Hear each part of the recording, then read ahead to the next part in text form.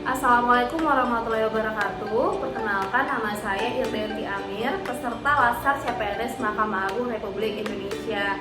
Hari ini saya akan menceritakan pengalaman saya belajar secara sinkronus dan asinkronus selama Laskar berlangsung. Jadi pada dasarnya metode pembelajaran Laskar terbagi menjadi dua, satu secara sinkronus dan asinkronus. Nah, apa itu sinkronus?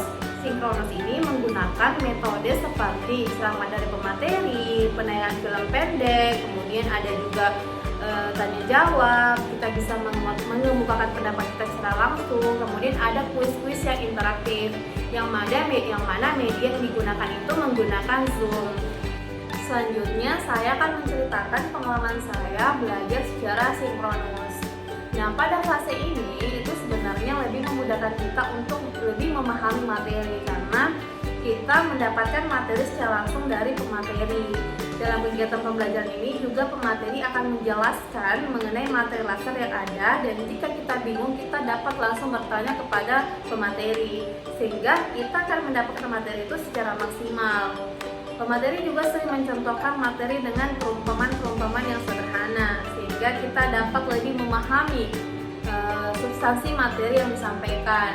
Dan selain itu, dengan metode sinkronus ini akan terlihat secara langsung keaktifan dari masing-masing peserta Laskar.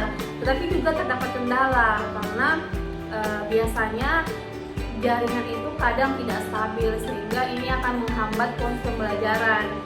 Jadi penyampaian materi itu bisa tidak maksimal. Selain itu juga dalam sinkronus ini terdapat keterbatasan waktu untuk pemateri menyampaikan isi dari materinya.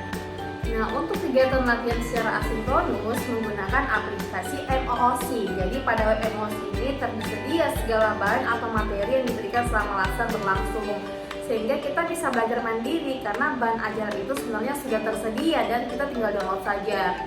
Jadi penggunaannya itu sebenarnya juga lebih mudah.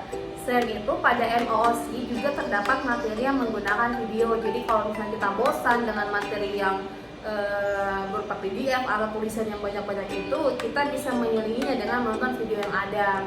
Kita juga bisa mengakses MOOC dimanapun dan kapanpun kita mau. Kita juga bisa menentukan sendiri gaya belajar seperti apa yang kita mau. Jadi lebih memudahkan kita untuk melakukan pembelajaran juga. Secara sinkronus memang lebih memudahkan kita karena kita lebih bisa memahami diri kita yang sebenarnya. Tetapi tidak sedikit juga kendala yang timbul karena kita harus punya motivasi dan kesadaran diri untuk melakukan pembelajaran mandiri. Kadang juga web MOOC ini bermasalah, entah error atau bahkan tidak dapat diakses. Dan jika terdapat beberapa hal yang membuat kita bingung dengan materi yang ada, kita tidak bisa langsung mengajukan pertanyaan karena kan pemateri tidak ada, dan otomatis juga jawaban tidak bisa langsung kita dapatkan. Tidak seperti pembelajaran sinkronus. Selain menggunakan MOOC, kegiatan asinkronus ini juga didukung dengan pemberian tugas baik itu individu maupun kelompok dengan menggunakan aplikasi LMS Collabjar sebagai kontrolernya. Pemberian tugas ini dapat melatih sekaligus menguji apakah kita sudah menguasai materi atau belum. Dan untuk tugas kelompok ini kita dilatih untuk bekerja secara tim. Cuman kadang juga terkendala dengan aplikasi web ini yang sering error sehingga menghambat proses pengiriman serta penilaian tugas. Nah, itulah tadi cerita pengalaman saya belajar secara sinkronus maupun asinkronus selama Laskar. Terima kasih dan sampai jumpa di